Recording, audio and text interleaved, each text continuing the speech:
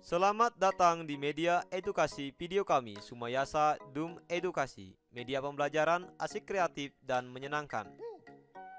Pada kesempatan ini kita akan belajar bersama tentang materi tematik kelas 4, tema 6, cita-citaku, subtema 1, aku dan cita-citaku, pembelajaran 3.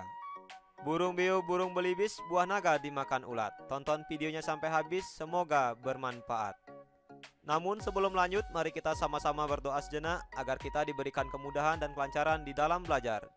Dan jangan lupa, mari sama-sama kita dukung dan kita bangun channel ini. Klik subscribe, like, share agar video ini memberikan manfaat untuk kita bersama. Pernahkah kamu mendengar ucapan berikut? Gantunglah cita-citamu setinggi langit. Kalimat itu mengajak kita agar berusaha sekuat tenaga untuk mencapai cita-cita. Perhatikan percakapan dua anak berikut ini. "Apa yang kamu bawa, Ben?" tanya Made. "Aku ingin menunjukkan artikel ini kepada ibu guru," jawab Benny sambil tersenyum. "Artikel tentang apakah itu, Ben? Aku jadi penasaran," kata Made tidak sabar. "Ini tentang seorang pemuda yang berani, kawan. Walaupun masih muda, ia telah menjadi peternak dan pengusaha yang hebat," kata Benny dengan bangga. "Wah, hebat sekali. Bolehkah aku membacanya sekarang?" pinta Made dengan tidak sabar. "Hanya untuk kawanku, kau boleh membacanya sekarang sebelum aku memberikannya kepada ibu guru," jawab Benny. "Kira-kira apakah artikel yang dibaca Benny? Apakah kamu ingin mengetahui artikel yang dibawa Benny? Yuk kita baca bersama." Ayo membaca. Peternak muda dari Malang. Menjadi pengusaha di usia muda mungkin bukan tujuannya. Ia hanya ingin membangun usaha mandiri seusai kuliah. Seorang pemuda bernama Triyono merintis usaha peternak bebek potong sejak tahun 2006 dengan modal seadanya. Berbekal ilmu peternakan yang didapatnya dari tempat ia belajar di Universitas 11 Maret, ia memulai usahanya. Usaha peternakan bebek potong ia kembangkan hingga pada tahun 2007 ia mendapat inspirasi baru. Ketika melihat hewan-hewan kurban, ia berpikir untuk mulai membangun sebuah peternakan sendiri. Untuk mendapatkan dana, ia membentuk sebuah kelompok bersama dan mengumpulkan dana dari teman-teman semasa kuliahnya. Setahun kemudian, Triyono berhasil memiliki sebuah lahan. Meski lahan itu tak terlalu luas, ia dapat membangun beberapa kandang dan mulai beternak serta memelihara sapi. Setelah usahanya berjalan, setahun berikutnya ia mengembangkan usahanya untuk membangun peternakan dan pemotongan ayam. Usaha Triyono kian membesar. Kini ia telah memiliki usaha ternak ayam, bebek, sapi, berikut pemotongannya. Ia pun mengolah limbah peternakannya untuk dijadikan pupuk. Meskipun kini usahanya kian membesar, ia tidak cepat puas. Ia bermimpi bisa memenuhi pasokan daging sapi di Jakarta yang saat ini masih impor dari luar negeri. Sekarang, mari kita menjawab pertanyaan berdasarkan bacaan artikel tadi. Nomor 1, siapakah Triyono? Dari artikel yang sudah kita baca, Triyono adalah seorang perintis usaha peternakan bebek potong. Yang kedua, apa saja yang telah dilakukannya untuk menjadi pengusaha? Yang dilakukan Triyono adalah membangun usahanya secara mandiri. Triyono memiliki lahan yang tidak terlalu luas, namun Triyono mampu membangun kandang untuk beternak sapi. Yang ketiga, kendala apa sajakah yang dihadapinya? Kendala yang dihadapinya adalah modal dan lahan yang kurang memenuhi, namun Triyono tidak patah semangat untuk menjalankan usahanya. Yang keempat, apakah mimpinya? Mimpi Triyono adalah bisa memenuhi pasokan daging sapi di Jakarta yang saat ini masih impor dari luar negeri. Beternak merupakan kegiatan mengembangbiakan hewan ternak untuk memenuhi kebutuhan manusia. Hewan ternak adalah hewan yang dipelihara manusia untuk memenuhi kebutuhan manusia itu sendiri. Hasil hewan ternak yang dapat dimanfaatkan berupa telur, daging, susu, dan kulitnya. Pemanfaatan tersebut tergantung jenis ternaknya. Ayo mengamati. Perhatikan gambar-gambar berikut ini. Yang pertama, beternak ayam. Dari beternak ayam akan menghasilkan telur, daging, dan sapu bulu. Yang kedua, beternak sapi. Dengan beternak sapi akan menghasilkan daging dan susu. Yang ketiga, beternak bebek. Dari beternak bebek akan menghasilkan telur dan daging. Yang keempat, beternak kambing. Dari beternak kambing akan menghasilkan daging dan susu. Ayo berdiskusi. Keahlian apa saja yang dibutuhkan agar usaha peternakan dapat menghasilkan hewan ternak yang berkualitas? Berikut ini adalah beberapa keahlian yang dibutuhkan. Yang pertama, mengetahui keadaan penyakit pada hewan ternak. Yang kedua, mengetahui kesehatan hewan ternak. Yang ketiga, mengetahui kualitas makanan yang akan diberikan pada hewan ternak. Dan yang keempat, menyediakan tempat yang layak pada hewan ternak. Nah, ini adalah keahlian yang diperlukan agar usaha peternakan dapat menghasilkan hewan ternak yang berkualitas. Selain beternak, kegiatan pertanian merupakan kegiatan yang paling banyak dilakukan masyarakat Indonesia. Sebagai negara agraris, Indonesia memiliki lingkungan alam yang mendukung tumbuhnya aneka jenis tanaman pertanian. Kondisi tersebut menghasilkan produk pertanian dengan kualitas yang sangat baik. Perhatikan gambar berikut ini.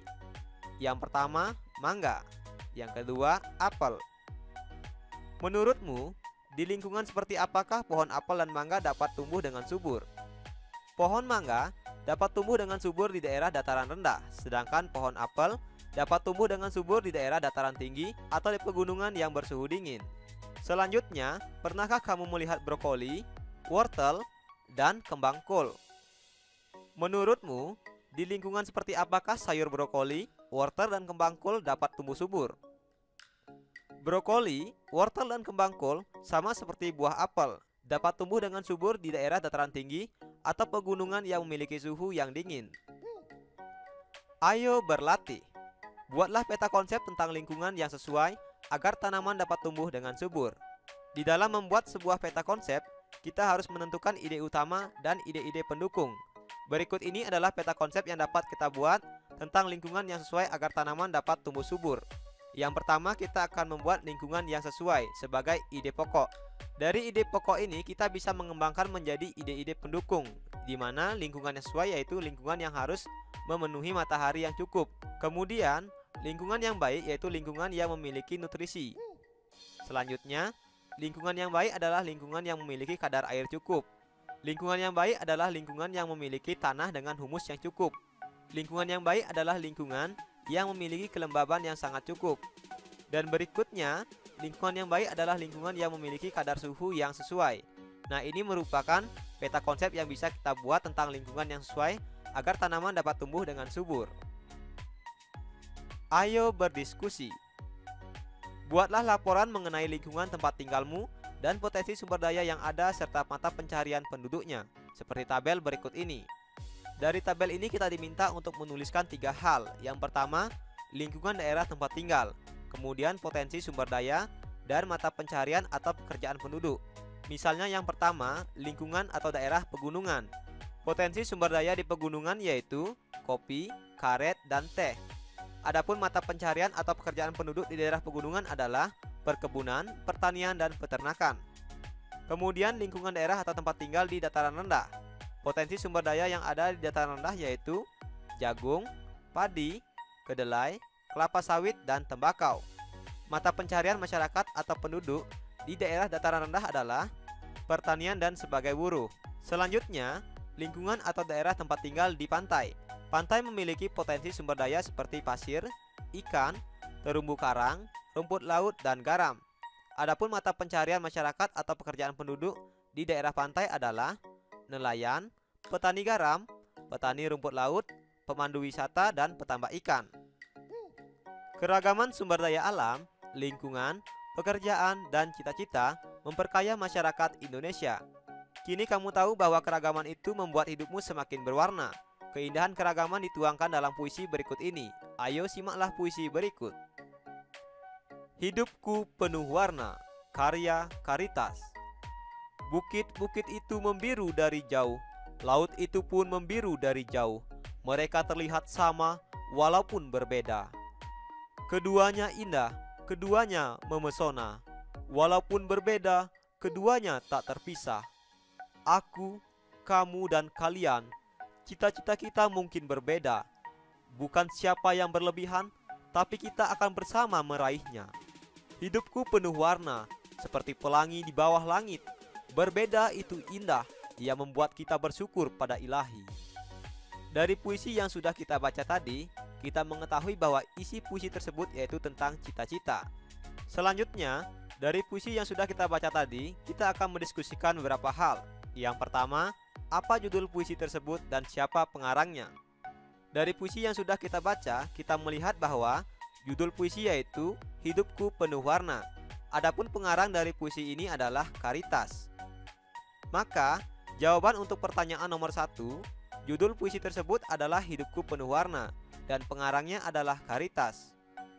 Selanjutnya nomor 2, apakah yang kamu bayangkan ketika kamu membaca judul puisi tersebut?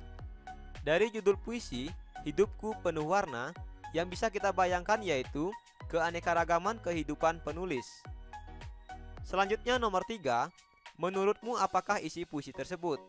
Nah, dari puisi yang sudah kita baca tadi, kita bisa mengetahui bahwa isi dari puisi tersebut adalah keanekaragaman kehidupan yang harus kita syukuri. Selanjutnya yang keempat, berapa jumlah bait dalam puisi tersebut? Kita lihat dari puisi yang sudah kita baca, terdiri atas bait pertama, bait kedua, bait ketiga, dan bait keempat. Dengan demikian, jawaban untuk pertanyaan nomor 4, jumlah bait puisi tersebut adalah 4 bait. Yang kelima, berapa jumlah baris di setiap baitnya? Kita lihat di bait pertama, jumlah barisnya adalah 1, 2, 3, 4. Begitu juga di bait kedua, ketiga, dan keempat, juga terdiri atas 4 baris. Dengan demikian, jawaban untuk pertanyaan nomor 5, jumlah baris di setiap baitnya adalah 4 baris. Ayo merangkum. Apa ya yang sudah aku pelajari hari ini? Hari ini kita telah belajar mengenai keberagaman karakteristik individu dalam kehidupan sehari-hari. Kemudian, kita juga telah belajar mengenai pemanfaatan sumber daya alam untuk kebutuhan sehari-hari. Dan kita juga telah belajar mengenai isi dan amanat dalam sebuah puisi. Sekarang, cobalah jawab beberapa pertanyaan berikut ini. Yang pertama, siapakah nama peternak muda yang berasal dari Malang dalam artikel yang sudah kamu baca? Yang kedua, sebutkan peternakan dan perkebunan yang ada pada daerah asalmu. Yang ketiga, buatlah puisi bertemakan cita-citamu dengan judul yang berisikan nama dan pengarang. Apa ya yang sudah aku pelajari hari ini? Agar lebih menarik, apa ya usulku? Jangan lupa tulis jawaban dan saranmu pada kolom komentar. Terima kasih telah menyaksikan video ini. Semoga bermanfaat. Mari sama-sama kita dukung dan kita bangun channel ini. Klik subscribe, like, share, dan komen. Sampai jumpa lagi dalam video pembelajaran berikutnya.